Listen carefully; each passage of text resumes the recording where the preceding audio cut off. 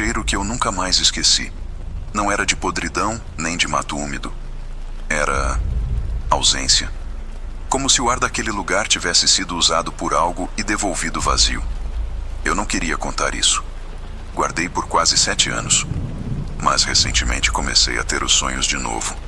E percebi que talvez seja a hora de botar pra fora. Meu nome é Rafael. Tenho 34 anos e trabalho como técnico de manutenção de torres de celular. É um trampo solitário na maior parte do tempo. Você sobe, faz o serviço, desce, vai embora. Conheci lugares que a maioria das pessoas nem sabe que existem. Esse relato que eu vou contar pro canal Conto Mistérios aconteceu em agosto de 2018, numa área rural entre Itacoatiara e Silves, no interior do Amazonas. Não vou dar a localização exata por motivos que vão ficar claros. Naquela época eu estava numa equipe pequena, só eu e mais 2 caras. O Joãozinho, que dirigia, e o Marcão, que era o engenheiro responsável. A gente tinha um roteiro de 3 torres para verificar ao longo de uma semana. Eram lugares remotos, acessíveis só por estrada de terra e, em alguns casos, barco. A segunda torre da lista ficava a uns 40 minutos de carro da estrada principal.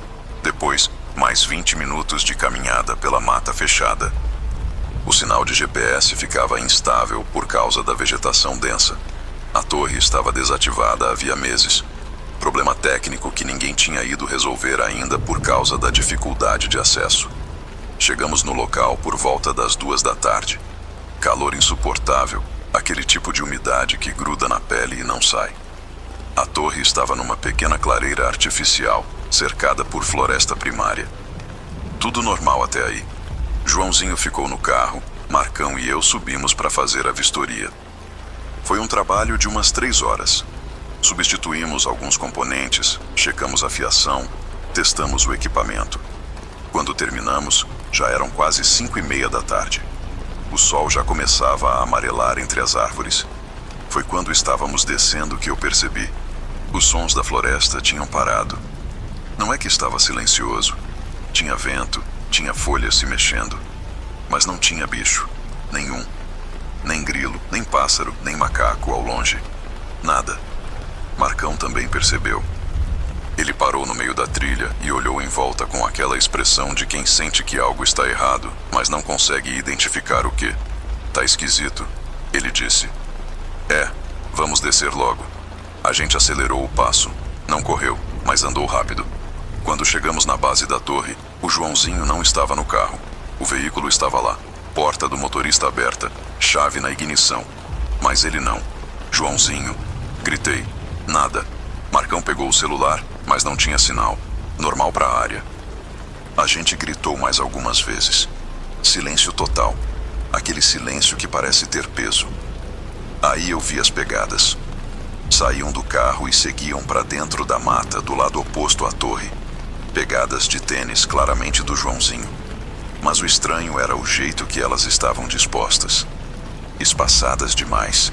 Como se ele tivesse saído andando rápido. Quase correndo, mas em linha reta. Sem hesitação. Ele não ia entrar na mata sozinho. Marcão disse. Ele tem medo de cobra. Era verdade. Joãozinho passava o tempo todo reclamando de ter que ficar perto da floresta. Jamais entraria ali sozinho, ainda mais sem avisar. Mas as pegadas estavam ali. A gente se olhou.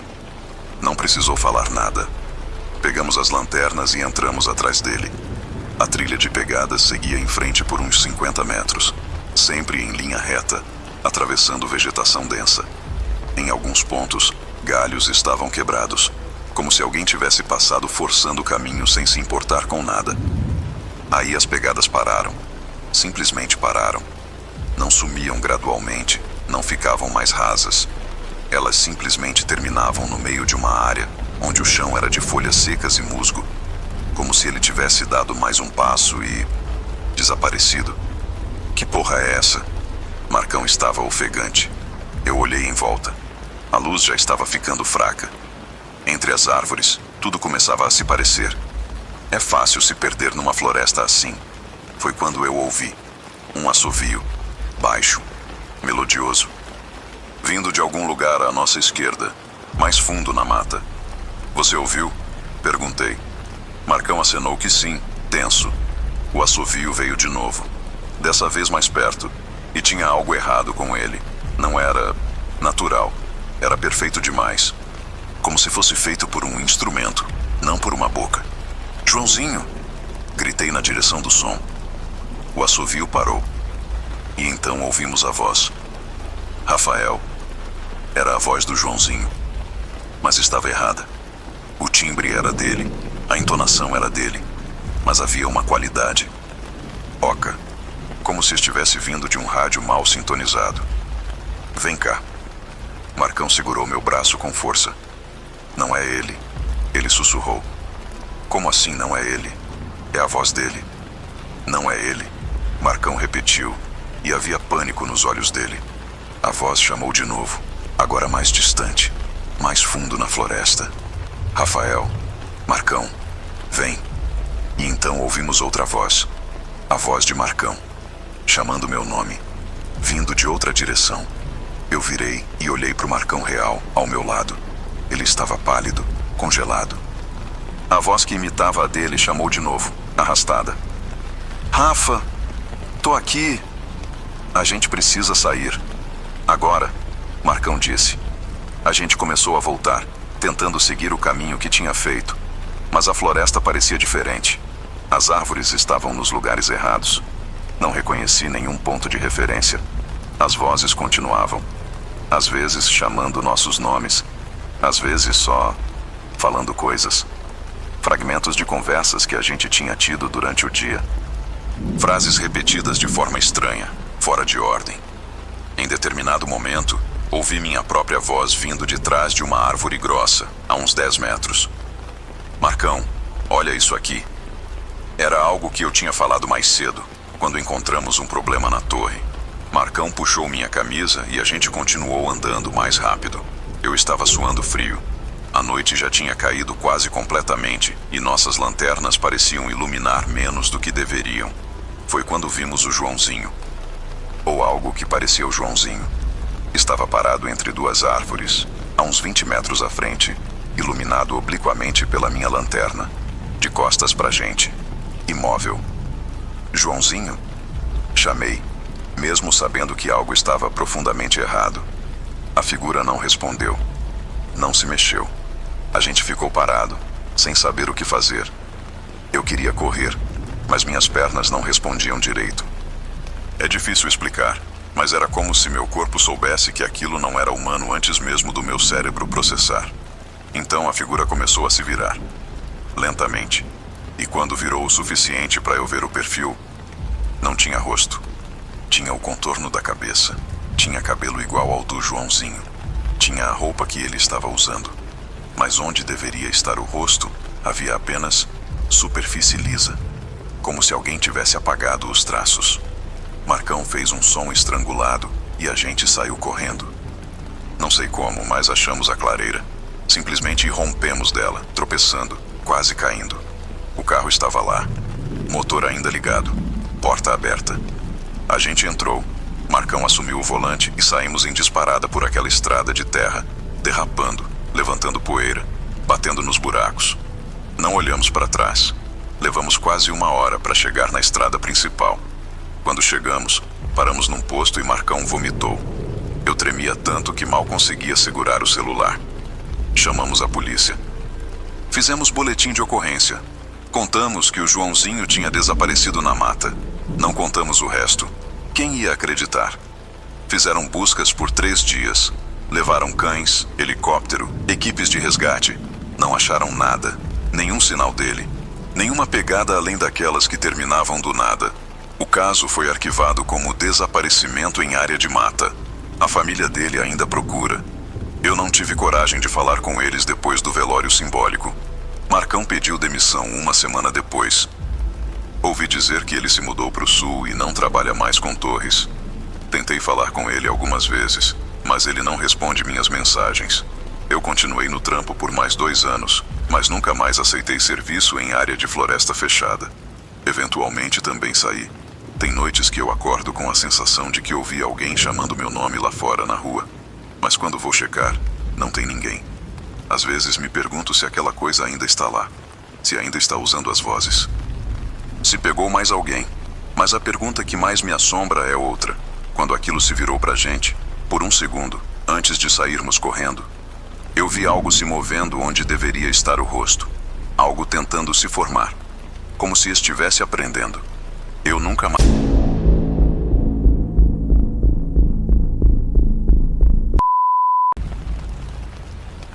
Eu não sei se o que eu vi era real. Essa é a parte que mais me incomoda. Não é o medo, não é o que aconteceu. É a dúvida. Porque se foi real, então existem coisas que não deveriam existir. E se não foi, então eu perdi algo dentro da minha cabeça naquela noite. Não sei qual das duas opções é pior. Oi, conto mistérios. Eu prefiro não dizer meu nome, se não se importam. Não por vergonha, mas porque... Bem, vocês vão entender. Sou mulher, tenho 28 anos, e na época desse relato eu tinha 25. Trabalho como bióloga, faço pesquisa de campo com fauna silvestre. Meu foco é mamíferos de médio porte. Coatis, pacas, tamanduás, esse tipo de coisa. O que vou contar aconteceu em março de 2022, numa reserva particular próxima a Presidente Figueiredo, no Amazonas. Era um projeto de monitoramento noturno, usando armadilhas fotográficas e observação direta. Eu estava sozinha, e essa foi minha primeira má decisão. O protocolo de pesquisa era simples: instalar câmeras em pontos estratégicos da trilha, depois fazer rondas noturnas a cada 3 horas para checar se estavam funcionando e coletar dados preliminares. A reserva tinha uns 12 quilômetros quadrados, mas minha área de estudo era um trecho específico de aproximadamente 2 quilômetros de trilhas interligadas. Eu já tinha feito trabalho de campo sozinha antes. Não era inexperiência. Tinha GPS, radiocomunicador, sinalizadores, kit de primeiros socorros. Tudo certinho. A base era uma cabana de madeira a uns 300 metros da entrada da trilha principal. Estrutura simples: 2 quartos, uma cozinha, banheiro. Energia solar, água de poço. O caseiro, seu Dermeval, morava numa casa a cerca de 1,5 km dali, mais próxima da portaria da reserva. Cheguei numa quarta-feira de tarde. Descarreguei o equipamento, organizei a cabana, instalei as primeiras câmeras antes do sol se pôr. Tudo normal. Jantei, revisei minhas anotações e por volta das 10 da noite fiz minha primeira ronda.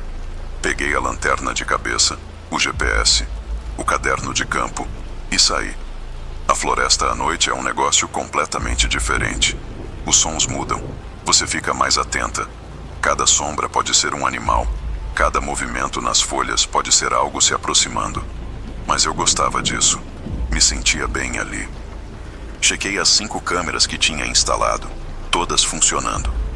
Vi uma paca no caminho de volta, registrei no caderno. Voltei para a cabana por volta das 11h30. Tomei banho, deitei, configurei o alarme para 2 da manhã, horário da segunda ronda. O alarme tocou. Eu me vesti, peguei o equipamento, saí. A noite estava mais fria que antes. Céu limpo, lua quase cheia. Dava para ver razoavelmente bem mesmo sem lanterna em alguns trechos. Fiz o percurso normal. Câmera 1, ok. Câmera 2, ok. Câmera 3 precisou de ajuste. O ângulo tinha mudado, provavelmente algum animal esbarrou. Câmera 4, ok. Foi quando eu estava indo para a 5ª câmera que eu vi as pegadas. Estavam na lama, na beira de um córrego pequeno que eu tinha que atravessar. Pegadas descalças, humanas, só que não eram normais. Os dedos eram longos demais, desproporcionais. E a passada, a distância entre uma pegada e outra, era de quase 2 metros. Fiquei agachada olhando aquilo por uns 30 segundos, tentando processar. Pensei em várias explicações racionais. Poderia ser pegadas sobrepostas, distorcidas pela lama. Poderia ser de algum animal que eu não estava identificando direito na luz fraca. Mas no fundo, eu sabia que não era. Iluminei ao redor. As pegadas vinham de dentro da mata, atravessavam o córrego e continuavam pela trilha, na direção da cabana. Meu estômago gelou. Peguei o rádio e chamei seu Dermeval. Chiado. Tentei de novo. Nada. O rádio estava funcionando. A luz acendia, mas não conseguia conexão. Respirei fundo. Tinha duas opções: voltar para a cabana ou terminar a ronda e investigar as pegadas depois. Decidi terminar a ronda. Não sei porquê. Acho que não queria acreditar que estava em perigo. Negação, sabe? Chequei a quinta câmera. Quando fui ver as fotos tiradas automaticamente pelo sensor de movimento, senti meu sangue gelar. Tinha umas 15 fotos. A maioria de nada. Vento movendo folhas, um tatu passando. Mas havia 3 fotos, tiradas em sequência, com intervalo de 2 segundos cada. Na primeira, uma figura na borda do quadro, borrada pelo movimento. Alta, pálida. Na segunda, a figura mais centralizada. Ainda borrada, mas dava para ver que estava em posição estranha. Curvada para frente, braços longos, cabeça inclinada num ângulo que não parecia natural. Na terceira, a figura estava olhando diretamente para a câmera. E eu juro por tudo que é sagrado, ela estava sorrindo. Não era um sorriso humano. A boca era grande demais, aberta demais. Os dentes. Desliguei a câmera. Minhas mãos tremiam. Olhei em volta. A floresta tinha ficado quieta de novo. Aquele silêncio que eu tinha aprendido a reconhecer como má notícia. Comecei a voltar para a cabana, andando rápido. Não corri, não sei porquê, mas alguma parte do meu cérebro dizia que correr era pior, que correr ia ativar algo. Eu estava a uns 400 metros da cabana quando ouvi o assovio. Era diferente de qualquer assobio que eu já tinha ouvido. Começava grave e ia subindo, subindo, subindo, até ficar numa frequência aguda que doía no ouvido. Depois parava abruptamente. Vinha de trás de mim. Acelerei o passo. O assovio veio de novo, dessa vez de um lado, depois do outro lado, depois de frente. Estava sendo cercada. Foi quando eu a vi pela primeira vez com meus próprios olhos. Estava parada no meio da trilha, a uns 20 metros de distância. A luz da minha lanterna pegou ela em cheio. Era quase humana. Quase. Tinha a forma geral de uma pessoa, mas as proporções estavam todas erradas. Braços longos demais, pendendo até quase os joelhos. Pernas finas e articuladas de forma estranha, como se tivessem uma junta extra. A pele era pálida, mas não branca. Tinha um tom acinzentado, como carne velha. E o rosto, Deus do céu, o rosto. Parecia um rosto humano que alguém tinha esticado. Os olhos eram grandes e escuros, sem branco visível. O nariz era uma fenda. A boca estava aberta naquele sorriso impossível, mostrando dentes finos e numerosos demais. A gente ficou assim por talvez 5 segundos. Eu congelada, ela parada. E então ela inclinou a cabeça para o lado, devagar, num ângulo de 90 graus. Sem tirar os olhos de mim, eu corri. Todas aquelas instruções, todo aquele treinamento, todo aquele conhecimento sobre como se comportar com fauna selvagem, tudo foi pro espaço. Eu simplesmente corri. Ouvi algo vindo atrás de mim. Não eram passos normais. Era um som de galhos quebrando, folhas sendo arrastadas e uma respiração, se é que era respiração, que soava molhada e rápida. Eu não olhei para trás. Não ousei. A cabana apareceu à frente. Subi os 3 degraus de uma vez. Entrei, bati a porta e tranquei. Encostei a mesa contra ela. Empurrei a estante também. Só então me permiti respirar. Fiquei ali parada, no escuro. Tinha apagado a lanterna sem perceber, tentando ouvir. Silêncio lá fora. Silêncio total. Peguei o celular. Sem sinal, como esperado. Tentei o rádio de novo. Nada. Fui até a janela devagar, com cuidado. Olhei para fora pelas frestas da cortina. Não vi nada. Só a floresta. Só as sombras. Fiquei ali por horas. Não sei quanto tempo exatamente. Tempo perde significado quando você está apavorada. Em algum momento, ouvi batidas na parede da cabana. Toque, toque, toque. 3 batidas. Pausa longa. 3 batidas de novo.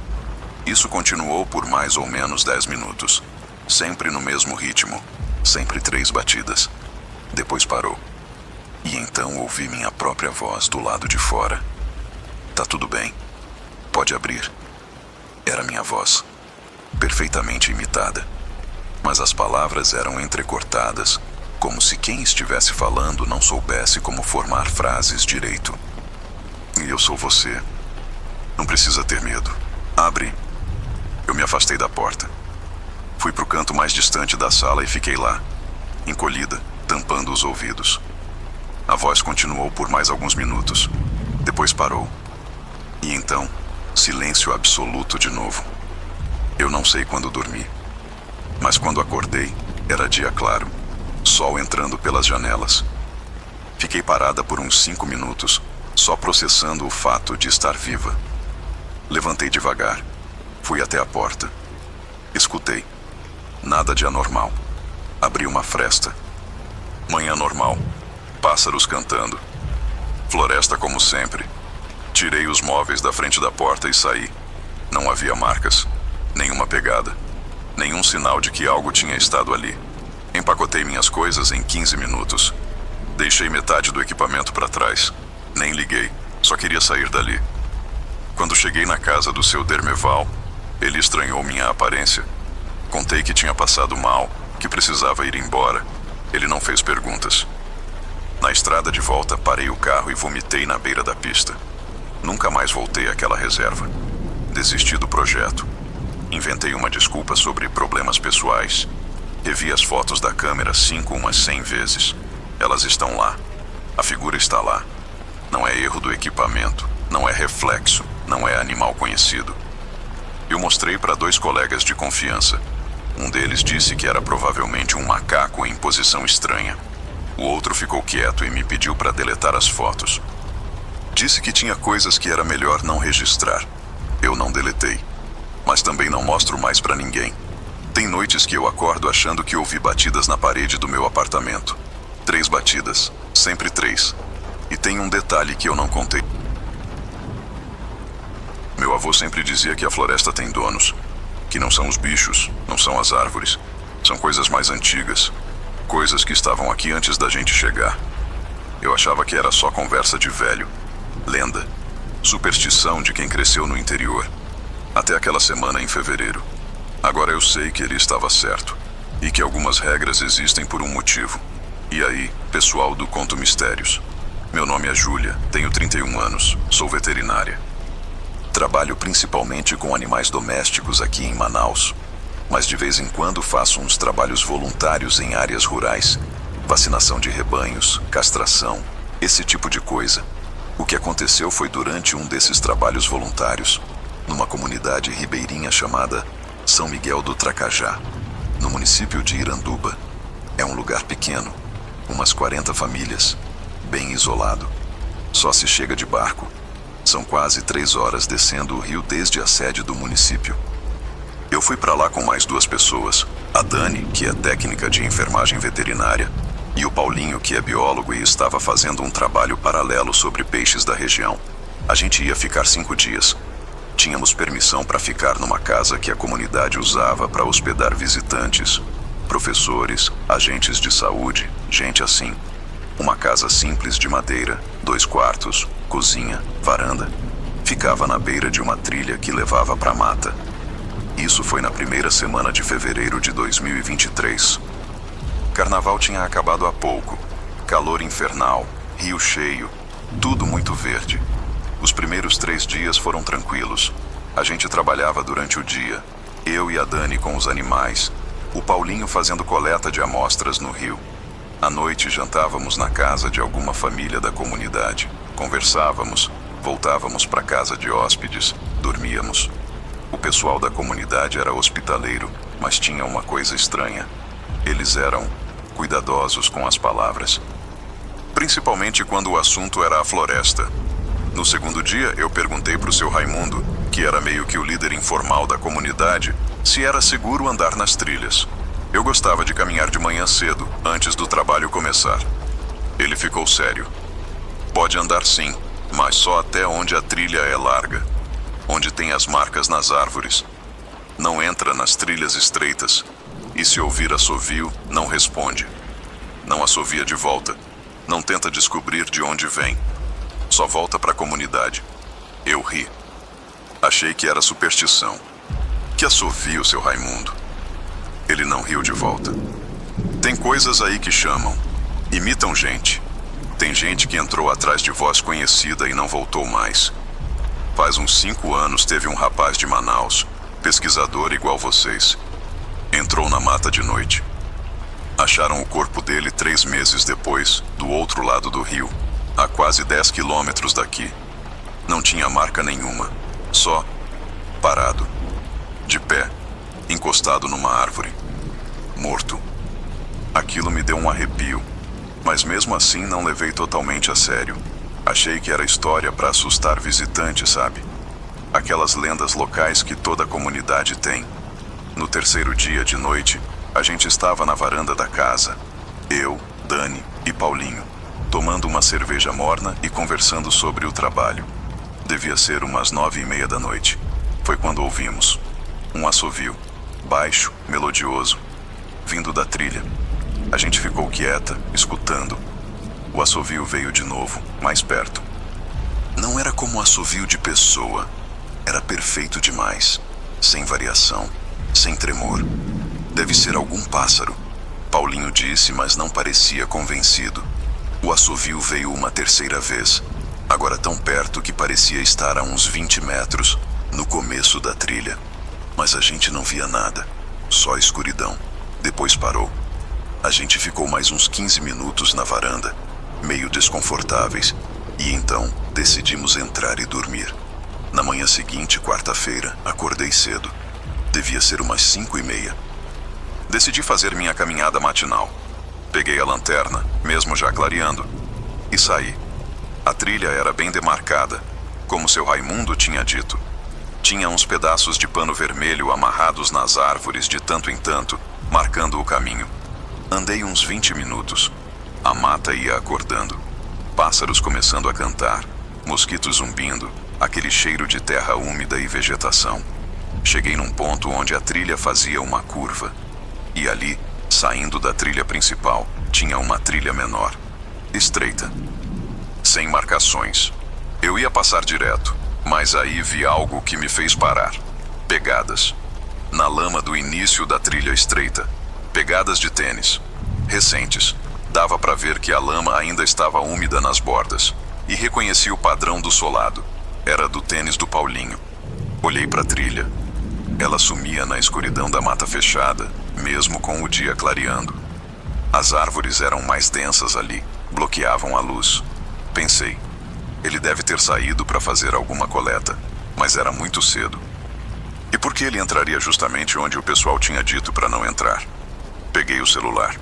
Sem sinal, óbvio. Fiquei ali parada uns 2 minutos indecisa. Então ouvi a voz dele.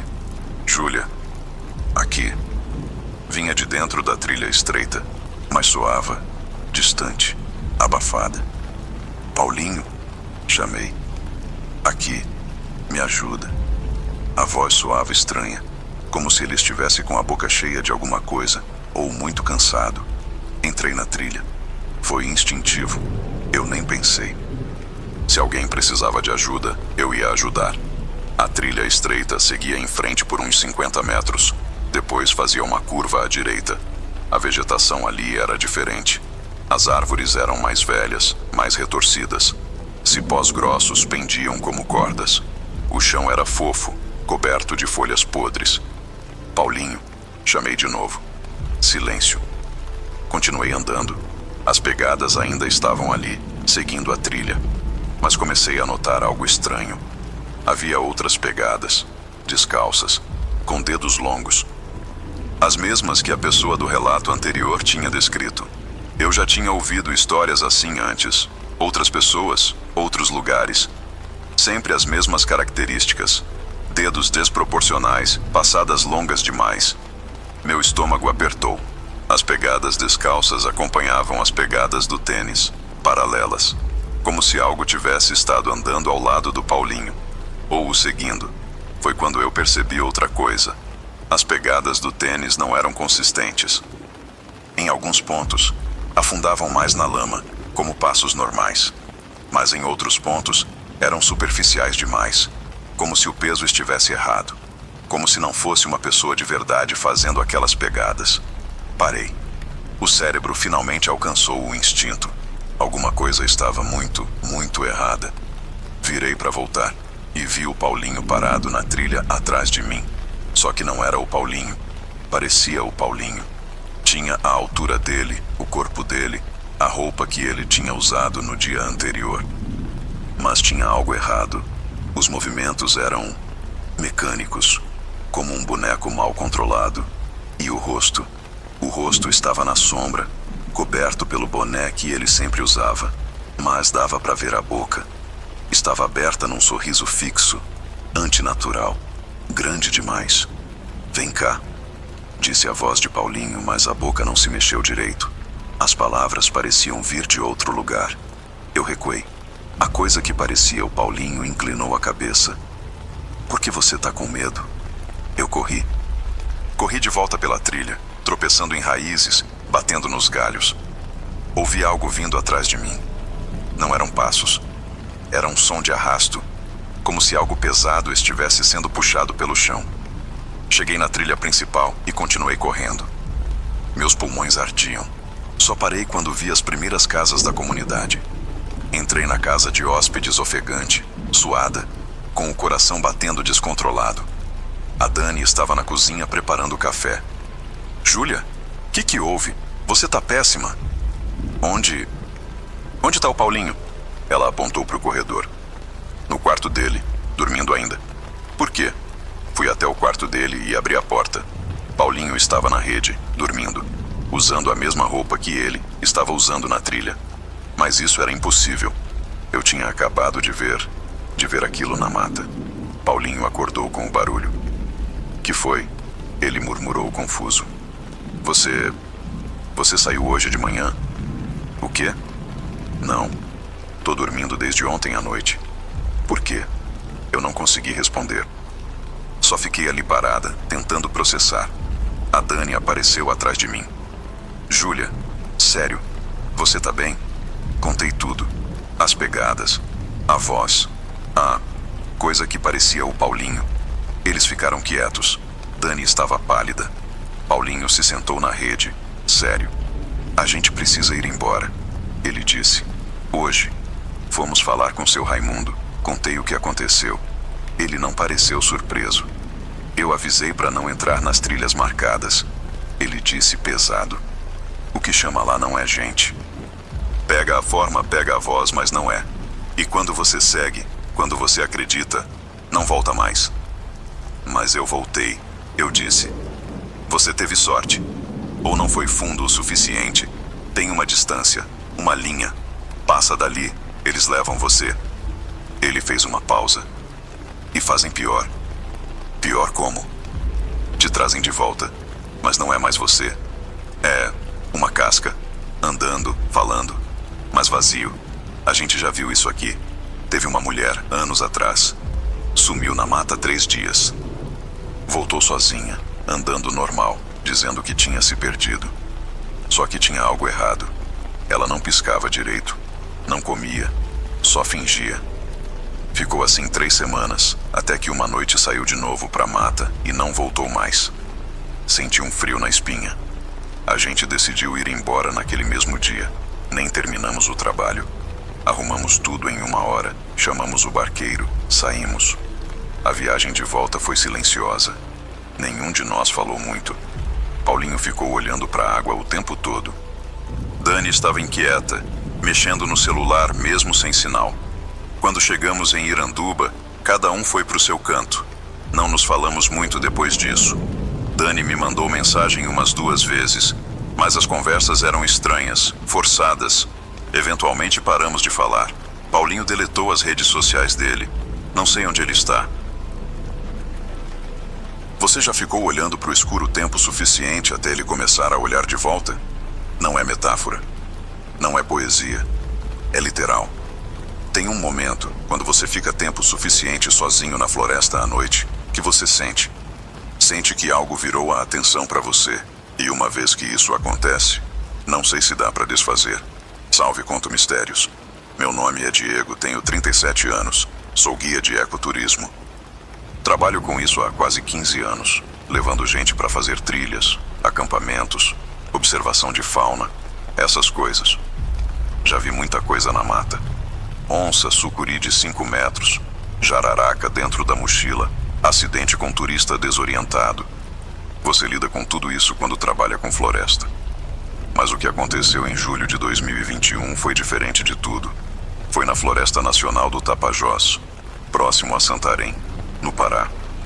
Eu estava guiando um grupo pequeno, só 3 pessoas. Um casal de alemães, na casa dos 50, e um rapaz brasileiro de São Paulo, fotógrafo da natureza. Era para ser uma expedição de 6 dias. Acampamento, trilhas longas, imersão total. O tipo de experiência que quem gosta de natureza selvagem procura. A gente tinha autorização do ICMBio, todo o equipamento adequado, plano de rota aprovado, tudo profissional. Os primeiros 3 dias foram perfeitos. Tempo bom, trilhas em condição excelente, grupo entrosado. Vimos macacos, tucanos, até uma preguiça real. Os alemães, Hans e Greta, estavam encantados. O Rodrigo, o fotógrafo, tirava foto de tudo. A gente acampava em pontos diferentes a cada noite. Montava as barracas antes de escurecer. Fazia fogueira, cozinhava, conversava. Rotina padrão. Na noite do 3º dia, acampamos numa clareira pequena perto de um igarapé. Lugar bonito, tranquilo. Água corrente para filtrar, lenha seca disponível, terreno plano. Perfeito. Jantamos por volta das 7. Conversa boa. Hans contando histórias das expedições que ele tinha feito nos Alpes. Rodrigo mostrando as fotos do dia. Ambiente leve. Por volta das 9, Greta disse que ia dar uma volta rápida até o igarapé para lavar o rosto antes de dormir. Levou a lanterna dela e saiu. A gente ficou conversando na fogueira. Uns 5 minutos depois, Greta voltou. Mas tinha algo estranho no jeito dela. Ela estava parada na borda da luz da fogueira, meio escondida na sombra. Não falou nada, só ficou ali. Greta, você tá bem? Hans perguntou. Ela não respondeu. Greta? Aí ela se mexeu, entrou na luz, e eu vi o rosto dela. Estava neutro, sem expressão, os olhos fixos em nada, como se estivesse em transe. Hans levantou preocupado. Liebling, was it los? Ela continuou sem responder, só ficou olhando para a fogueira. Foi quando eu percebi que ela estava descalça. Tinha saído de sandália, mas tinha voltado descalça. Os pés estavam sujos de lama, arranhados. Greta, cadê suas sandálias? Perguntei. Ela finalmente olhou para mim e sorriu. Não era o sorriso dela, era forçado, como alguém que está tentando lembrar como se sorri. Hans segurou o braço dela. Você precisa deitar. Acho que o calor... Eu vi, ela disse cortando ele. A voz era dela, mas o tom estava errado. Muito baixo, muito calmo. Viu o quê? Rodrigo perguntou. Na água, ela disse. Tinha alguém olhando de baixo, do fundo, para mim. A gente se entreolhou. Deve ter sido reflexo, eu disse. Sua própria imagem refletida. Não era meu rosto, ela disse, ainda com aquele sorriso estranho. Era outro, e estava chamando. Hans levou ela para a barraca. Eu fiquei na fogueira com Rodrigo. Cara, que estranho, ele disse baixo. Ela estava normal. Deve ser cansaço. 3 dias de trilha pesada, calor, desidratação. Às vezes dá uns treco, eu disse, mas não estava convencido. A gente ficou mais 1 hora acordado, conversando baixo, alimentando a fogueira. Eu tinha uma sensação ruim. Aquele tipo de instinto que você desenvolve depois de anos na mata, quando algo não está certo. Por volta das 11, decidimos dormir. Apaguei a fogueira, conferi as barracas, entrei na minha. Devia ser umas 2 da manhã quando acordei. Com um barulho. Alguém estava andando do lado de fora. Passos lentos, arrastados, circulando as barracas. Peguei a lanterna e abri o zíper devagar. Iluminei para fora. Não tinha ninguém, mas vi rastros. Na terra. Como se alguém tivesse estado andando ali segundos antes.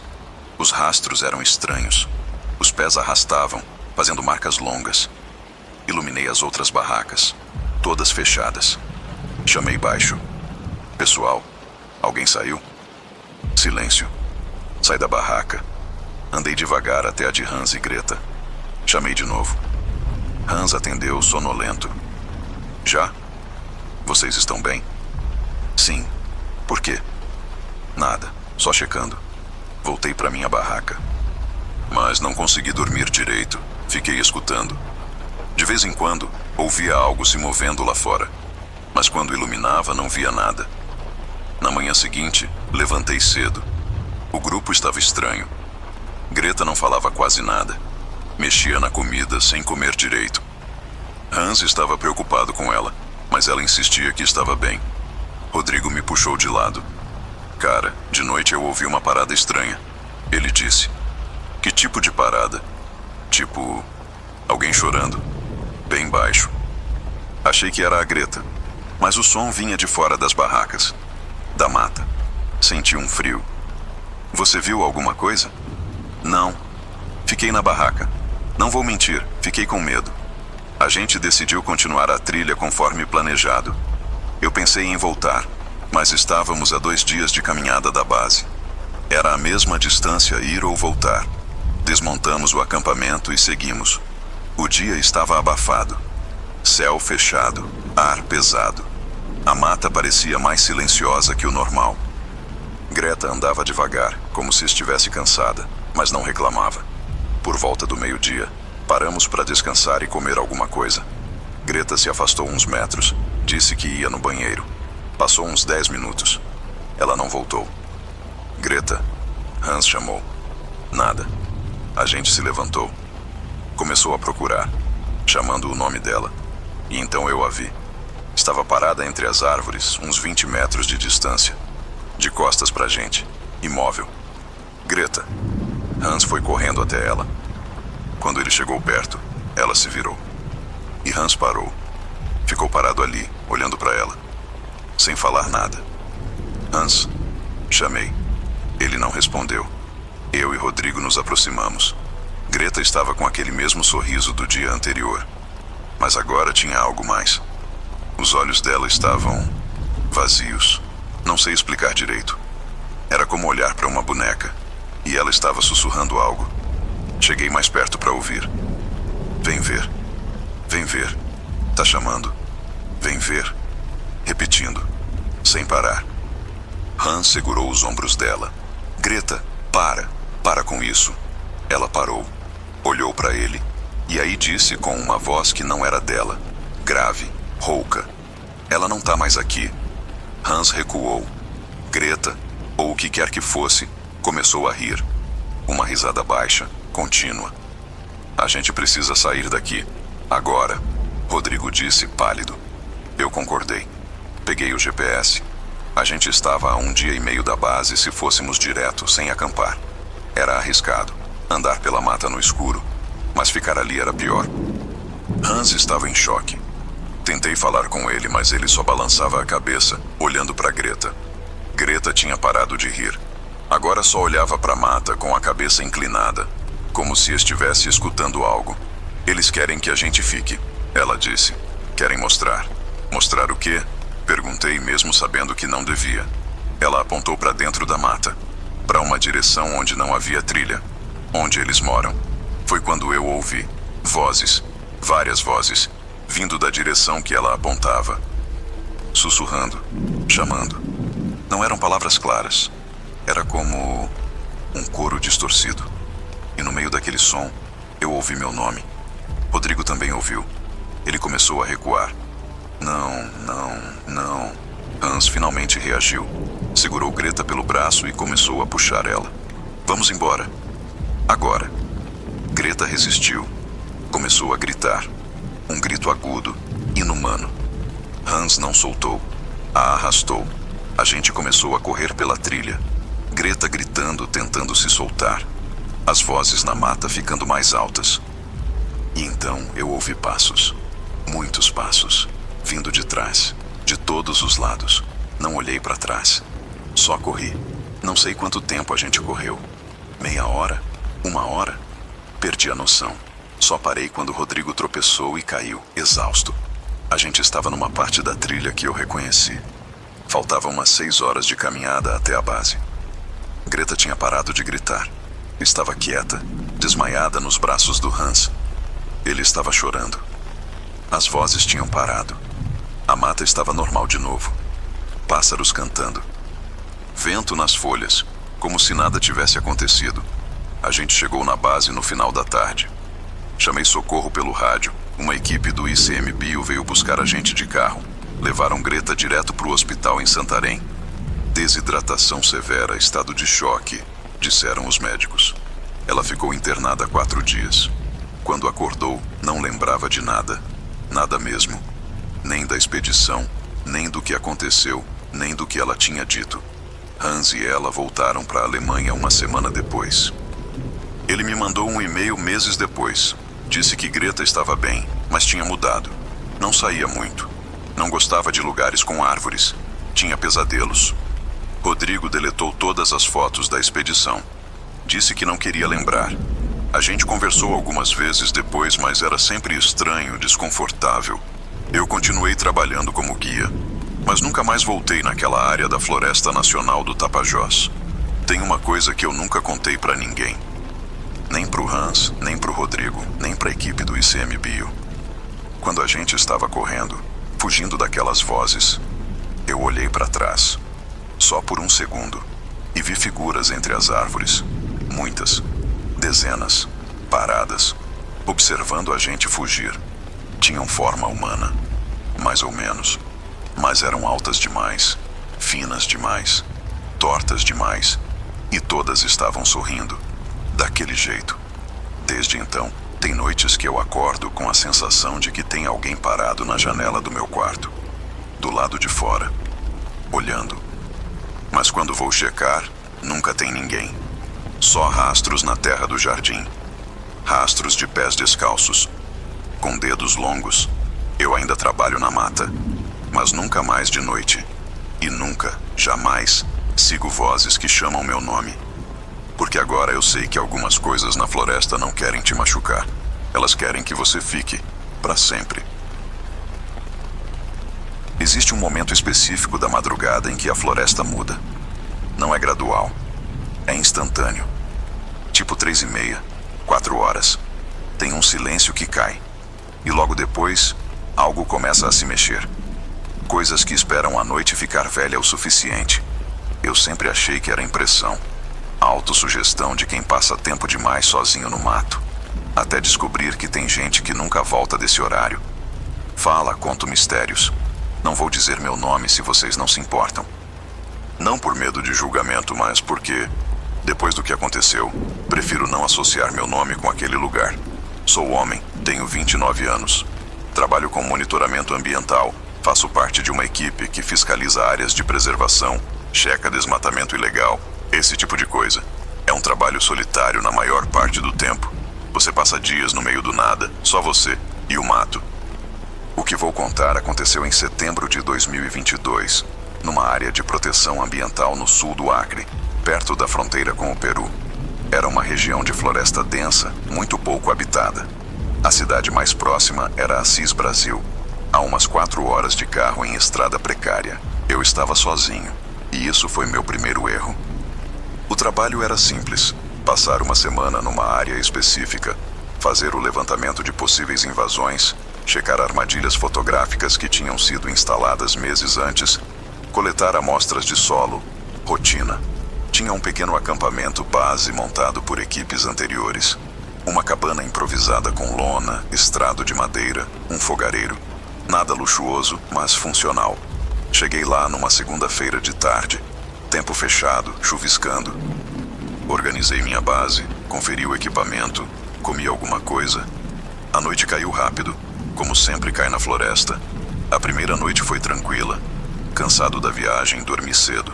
Acordei com o barulho da chuva na lona. Dormi de novo. Normal. Na terça comecei o trabalho de campo. Passei o dia todo andando, marcando pontos no GPS, tirando foto, anotando.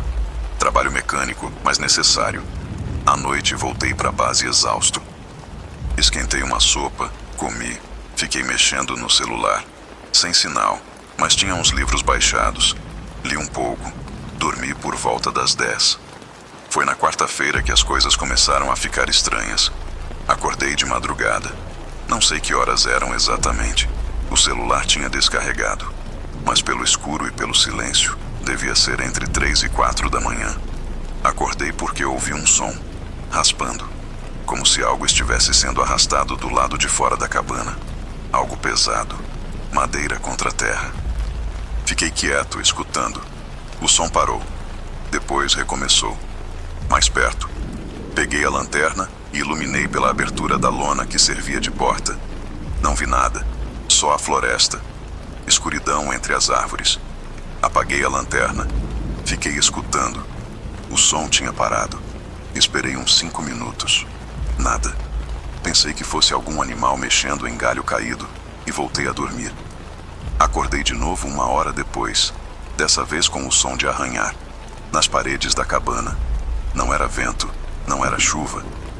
Era algo passando as unhas ou garras na madeira.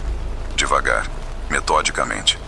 Acendi a lanterna de novo, iluminei em direção ao som. Parou na hora, levantei. Peguei o facão que sempre carrego, abri a lona e saí. A noite estava fria, sem lua.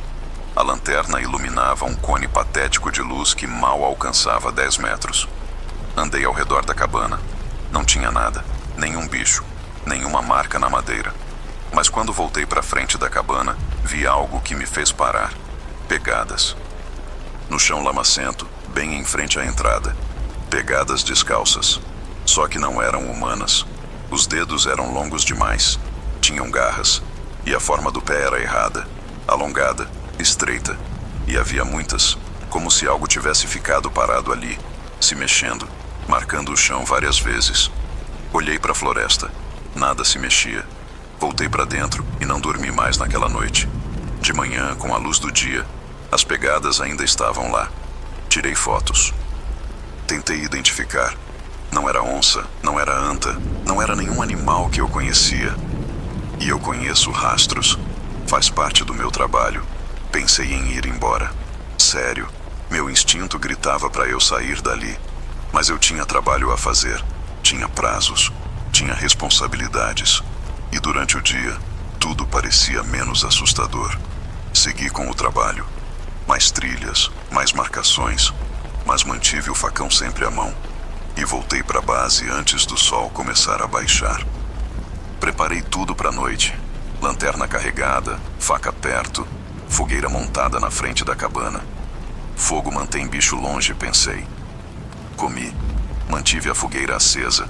Fiquei acordado o máximo que consegui. Mas por volta da meia-noite o cansaço venceu e eu acabei cochilando, sentado perto do fogo. Acordei de supetão. A fogueira tinha se apagado, mas eu tinha colocado lenha suficiente para ela durar até de manhã. E não tinha chovido, não tinha vento. Como ela simplesmente apagou. Foi então que senti. Tinha algo atrás de mim, dentro da cabana. Eu estava sentado na entrada, de costas para o interior, e senti aquela sensação física de presença. Quando você sabe que tem alguém olhando para você, mesmo sem ver. Gelei. Não me mexi. Não respirei. Só fiquei ali, ouvindo. E então ouvi uma respiração. Lenta, pesada, molhada, vindo de dentro da cabana. De trás de mim. Minha mão encontrou a lanterna. Apertei o botão. Girei. E iluminei. Por uma fração de segundo, menos que isso, talvez meio segundo, a luz pegou algo. Alto, agachado, com braços longos tocando o chão. A pele era acinzentada. A cabeça era grande, desproporcional. E os olhos refletiram a luz, como olhos de animal. Mas não eram olhos de animal. Eram grandes, redondos, e estavam fixos em mim. E então sumiu. Não correu, não se mexeu. Simplesmente não estava mais lá, como se nunca tivesse estado. Eu me tranquei na cabana. Amarrei a lona da entrada. Empurrei tudo que tinha contra ela. Caixas, mochila, o fogão. Fiquei no canto mais distante, lanterna apontada para a porta, facão na mão, e esperei. Escutei coisas a noite toda, passos circulando, aquele som de raspagem, arranhar nas paredes, e vozes. Não eram vozes humanas, mas também não eram de animal. Era um som gutural, mas que formava quase palavras. Como se algo estivesse tentando falar, mas não tivesse as cordas vocais certas. E o pior, em alguns momentos, o som imitava minha voz. Frases que eu tinha dito durante o dia, pro rádio quando fazia as anotações de campo. Pra mim mesmo, quando falava sozinho. Área C4, sem sinais de invasão. Solo argiloso, vegetação densa, minha própria voz. Mas vindo de fora, repetindo, distorcendo. Em determinado momento, a voz disse: "Tô cansado, quero ir embora." Era algo que eu tinha murmurado mais cedo quando estava voltando de uma trilha longa. E então a coisa respondeu, com outra voz. Também a minha, mas em tom diferente. "Não pode. Tem que ficar. Tem que ficar." Eu cobri os ouvidos. Fechei os olhos. Tentei não escutar. A noite durou uma eternidade. Quando finalmente começou a clarear, os sons pararam, gradualmente, até voltar ao normal. Pássaros, insetos, vento. Esperei 1 hora depois do sol nascer. Depois saí. Não tinha pegadas novas, não tinha marcas, nada. Como se nada tivesse acontecido. Mas eu sabia, eu tinha visto, tinha ouvido. Fiz as malas. Não liguei para o trabalho incompleto, não liguei para nada. Só queria sair dali. Levei quase 6 horas para chegar até onde tinha deixado o carro, na beira de uma estrada abandonada. Andei rápido, não parei, não olhei para trás. Quando finalmente cheguei no carro, estava tremendo. Joguei tudo no porta-malas e saí dali sem olhar para trás. Dirigi direto para Assis, Brasil. Não parei, só abasteci e fui embora. Entreguei um relatório incompleto. Disse que tinha tido problema de saúde, precisei voltar antes. Meu supervisor não gostou, mas aceitou. Eu não voltei. Pedi transferência para outra área, uma mais perto de cidade, com mais gente. Eu revi as fotos que tirei das pegadas dezenas de vezes. Mostrei para biólogos, veterinários, pesquisadores de fauna. Ninguém conseguiu identificar. A maioria disse que era provavelmente pegada distorcida de algum animal conhecido. Preguiça, anta, até macaco foram sugeridos. Mas eu vi os olhos. Eu vi a forma. E eu sei que não era nada conhecido. Tem noites que eu ainda ouço minha própria voz do lado de fora da janela do meu apartamento, dizendo coisas que eu falei durante o dia, repetindo. Eu ignoro. Finjo que é impressão. Mas tem uma coisa que me assombra mais que tudo. Naquela última manhã, quando saí da cabana, eu olhei pro teto de lona antes de ir embora. E vi algo que me fez gelar. Marcas, por dentro, como se algo tivesse estado pendurado ali em cima durante toda a noite. Bem acima de onde eu estava dormindo. Arranhões profundos, formando um padrão. E no meio do padrão, reconheci algo. Letras, tortas, mal formadas, mas legíveis. Diziam, volta. Eu nunca mais trabalhei sozinho na mata. E nunca mais voltei naquela região do Acre. Porque agora eu sei que tem coisas na floresta que não querem só te observar. Elas querem que você volte. E algo me diz que se você voltar, não vai sair de novo.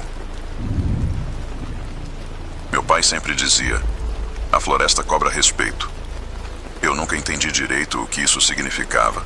Achava que era sobre não destruir, não poluir. Coisas óbvias. Mas não era isso. Era sobre saber que você é visitante. E que tem regras. Regras que não foram feitas por gente. Aprendi isso do jeito mais difícil. E o preço ainda não terminou de ser pago. Olá, pessoal do Conto Mistérios. Meu nome é Larissa. Tenho 33 anos hoje, mas quando isso aconteceu eu tinha 30. Sou engenheira florestal. Trabalho com recuperação de áreas degradadas e reflorestamento. Esse relato é de janeiro de 2023. Verão amazônico, calor brutal. Eu estava coordenando um projeto de recomposição vegetal numa área particular próxima a Itaituba, no Pará. Eram 200 hectares que tinham sido desmatados ilegalmente anos antes, e agora o proprietário queria regularizar, recuperar. Eu estava com uma equipe pequena, 4 técnicos agrícolas e 2 ajudantes locais. A gente ficava acampados na área durante a semana e voltava para a cidade nos finais de semana. O trabalho era duro, mas gratificante. Ver a floresta voltando, saber que você está fazendo diferença. Era por isso que eu escolhi essa profissão. Até aquela noite de quinta-feira. A noite em que descobri que tem coisas que não querem que a floresta volte. Ou melhor, que querem que ela volte do jeito delas. Estávamos na terceira semana do projeto. A rotina já estava estabelecida. Acordar cedo, plantar, irrigar, marcar áreas, coletar dados. Trabalho braçal durante o dia, planejamento à noite. O acampamento era simples, mas bem estruturado. 6 barracas grandes, uma área comum coberta com lona, cozinha de campo, banheiros improvisados, gerador movido a diesel para energia básica. Ficávamos numa clareira que tinha sido o centro da área desmatada. Agora, já com algumas mudas crescendo ao redor. A equipe era boa.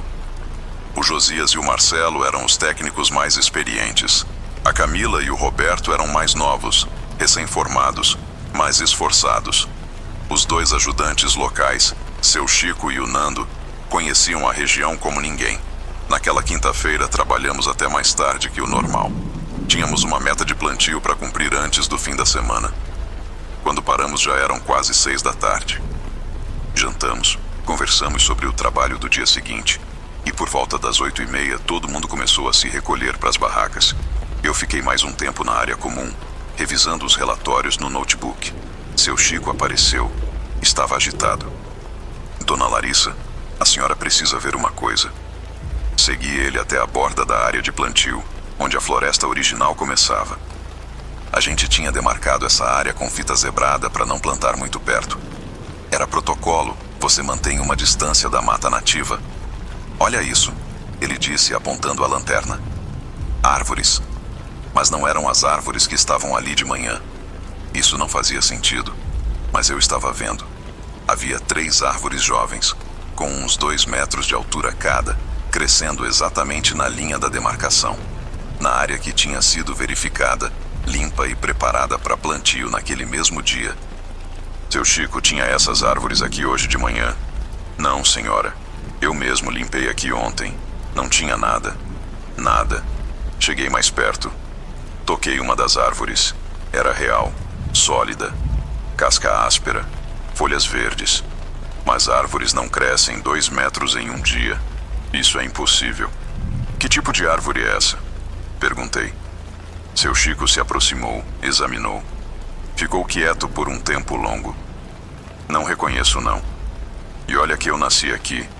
Conheço toda a planta dessa região. Ele tocou nas folhas, cheirou. Isso aqui?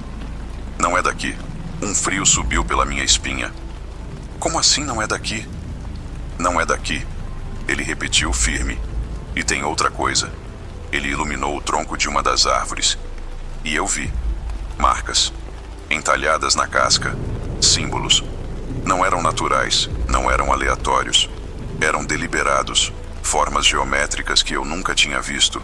Linhas que se entrecruzavam formando padrões complexos. Que porra é essa? Murmurei. Sinal. Seu Chico disse baixo. A floresta tá avisando. Avisando o quê? Ele me olhou. Havia medo genuíno nos olhos dele. Que a gente não é bem-vindo. Voltamos pro acampamento. Chamei a equipe. Mostrei as árvores para todo mundo. Marcelo tentou dar explicação científica. Talvez fossem mudas que alguém tinha plantado. E a gente não notou. Talvez estivessem cobertas por mato e só agora ficaram visíveis. Mas nenhuma explicação fazia sentido. Aquelas árvores não estavam lá de manhã.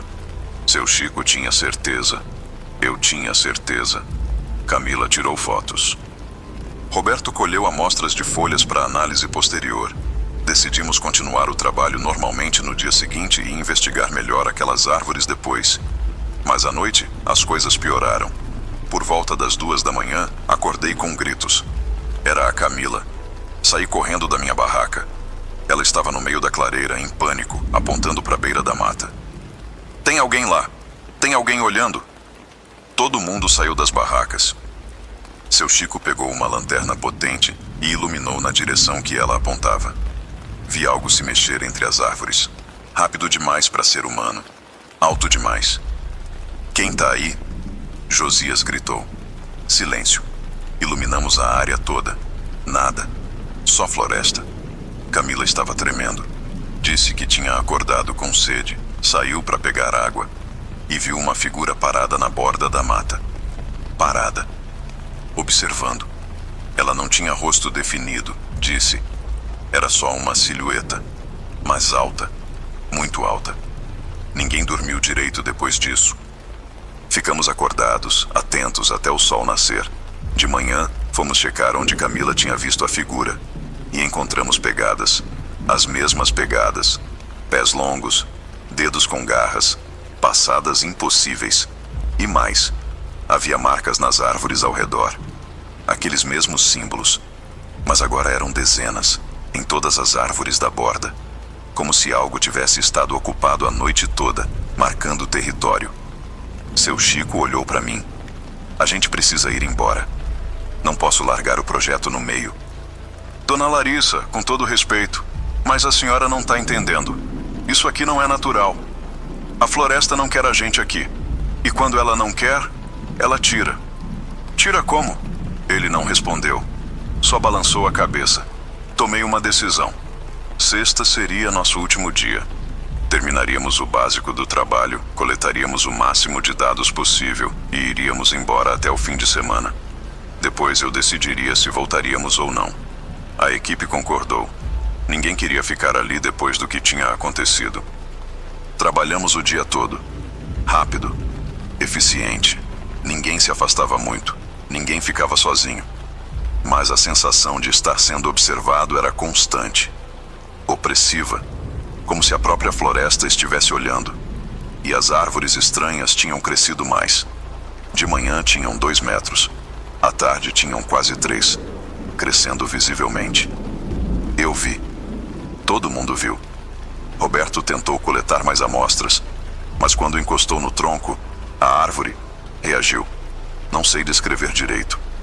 A casca se contraiu. Não como madeira, como músculo. Ele recuou pálido. Isso tá vivo, ele disse. Tipo, vivo de verdade. Por volta das 5 da tarde começamos a recolher o equipamento.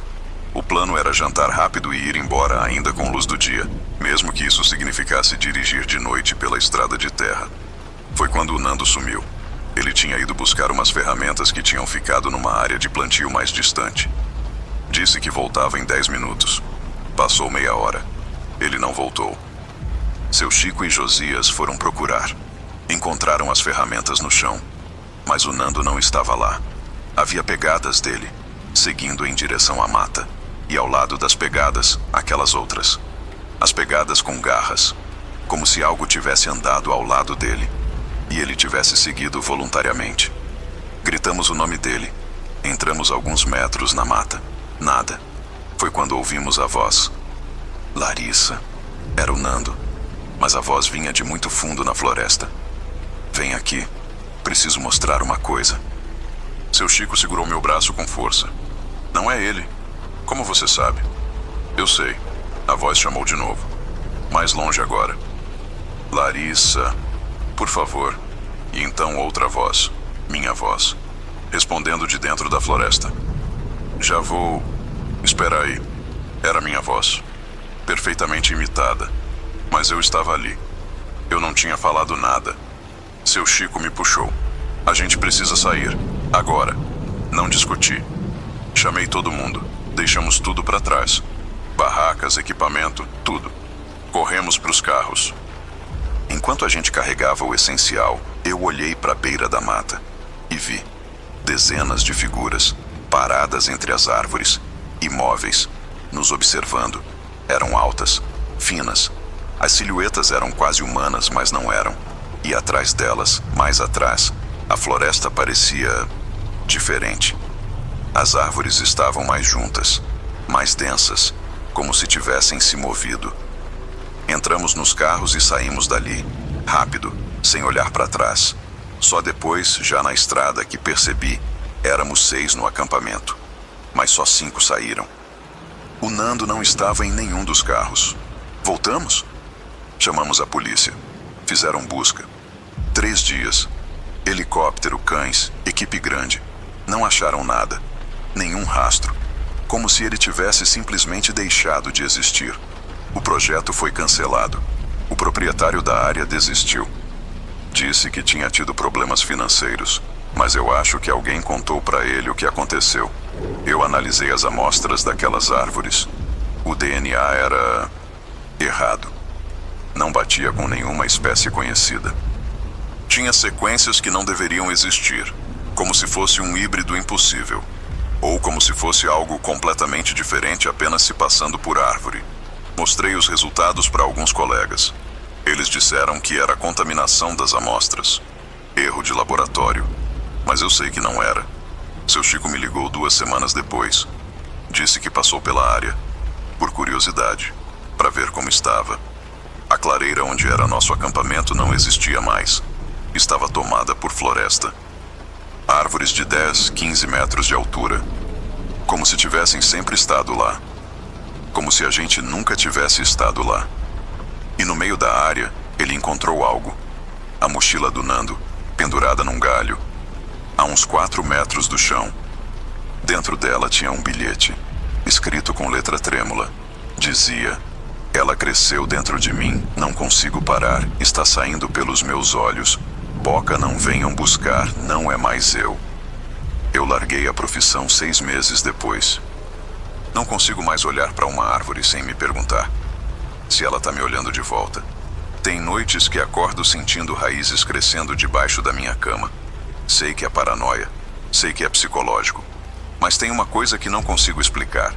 3 meses atrás, acordei e tinha uma muda no meu jardim, uma árvore pequena, com uns 30 centímetros. Eu não plantei, ninguém plantou, e ela tem aquelas marcas no tronco, aqueles símbolos. Eu arranquei, queimei. Na semana seguinte tinha voltado. No mesmo lugar, maior. Eu tentei arrancar de novo, mas as raízes vão fundo demais. E eu juro, à noite, eu ouço ela crescer. A floresta sempre cobra o que é dela. E às vezes, o que ela cobra é você. Se você já sentiu que a mata te observava, você não estava imaginando. Comente seus relatos de terror para serem contados nos próximos vídeos. Se inscreve no canal para não perder nenhum relato. Até a próxima.